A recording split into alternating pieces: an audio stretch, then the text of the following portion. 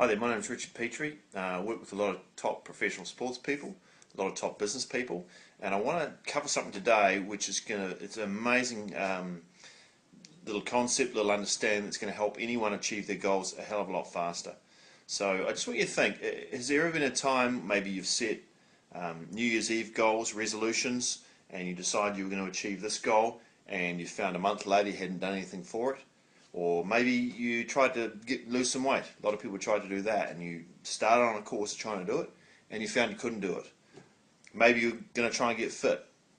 Maybe you're going to try and make more money, something like that. So you have a goal, and then it's almost like your habits or your old ways of thinking have stopped you achieving it.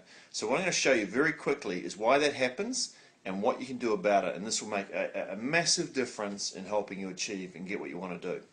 Okay, first off, we just need to take this look at this whiteboard, and I'm just going to take the lid off here, and I want you to imagine that your mind is like an iceberg, and there's the water, and imagine yourself, it's almost like let's say you set a goal to lose some weight, and it's like you're sitting on a top of an iceberg with a paddle in the water, and here's your goal over here, and you're trying to move in this direction in that way. But I want you to imagine what happens when you try and, let's say, lose weight. What happens if the current is drifting this way?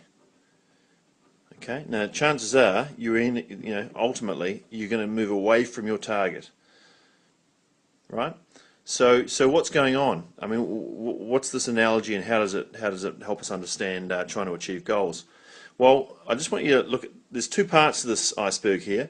There's the top bit up here, and just want you to imagine this is like your conscious mind, okay?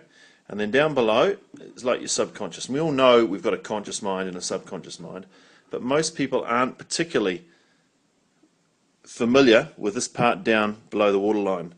We're all pretty well aware of this and how that operates, and most people try and convince themselves to achieve goals by using logic and reason. But we're not particularly well trained at how to influence this part of the brain. And the problem is, if this part's not going in line with where you want to go, you might take a few paddle strokes in this direction, but ultimately you're going to end up going this way. So the question is, how do you communicate with the subconscious part of the mind down here? How do we get the arrows turning around and going back the other direction?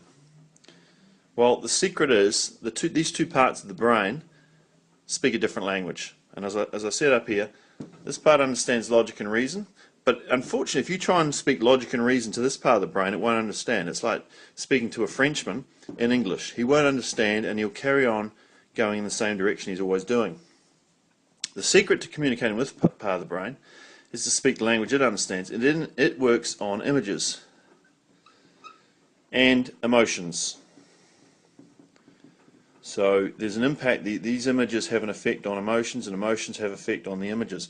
So sometimes if you've ever seen a scary movie and got scared, even though you know they're just pretending, it's not real, it's just pretending, then you'll still end up getting scared. And you might decide to turn the TV off for 10 minutes or go make a cup of tea because you're being scared, even though logically you know they're just pretending.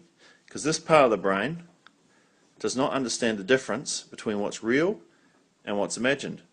So it will react as if it's really happening. Now the secret to communicating with this part of the brain is through images, emotional images, and if you put the right emotional images in, it doesn't matter so much about the logic, but if you plant in, let's say this is us creating some images here.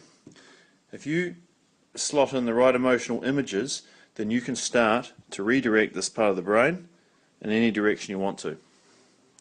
And the secret is, that's why visualization works so well.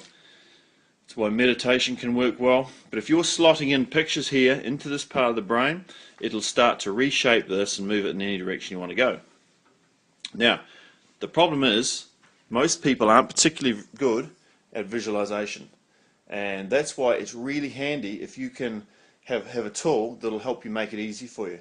And that's where I've come across this tool called Prime Aspirations, or primeaspirations.com, and it's a piece of software that Paul Rodden set up, and it's phenomenal in terms of helping you create pictures for yourself that'll start moving your subconscious back in the other direction, whichever direction you want to go. So I really recommend check it out, get into it, start playing with it, and if you start to notice that your brain starts realigning in any direction you want to go, then it's because this factor about you communicating with this part of the brain using the right language, images and emotions.